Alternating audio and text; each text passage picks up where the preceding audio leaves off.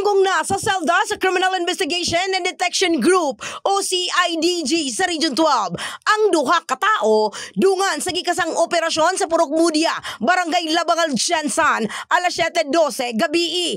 Giila ni Police Colonel Leo de Leon Sua, ang Regional Chief sa CIDG 12 ang mga dinakpan nga silang alias J, 33 anyos ug Mark, 24 anyos nga mga residente sa Barangay Fatima ning syudad. Ang duha ang gilambigid sa nagkadayang krimen nga nahitabo sa Jensan sama sa pagpanulis.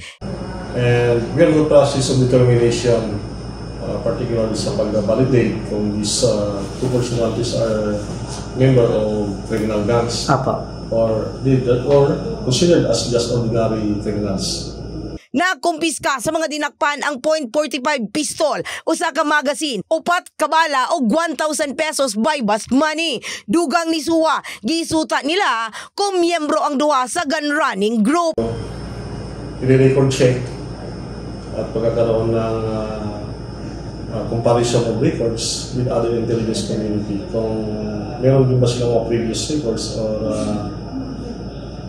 criminal records, so that we can derive to a solution upon na sila ba talagang hindi bilong sa criminal gangs or ordinary criminal. Samtang gihimakak sa duha ang aligasyon sa kapulisan batok kanila. Ang operasyon ang kabahin sa pagpakusog sa kapulisan sa kampanya Batok Loose Firearms dungan sa taliabot nga 2025 election.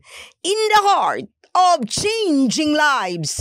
Kini sa Brigada Richelle Gubalani, alang sa 89.5 Brigada News 7 Jensan, The Michigan News Authority.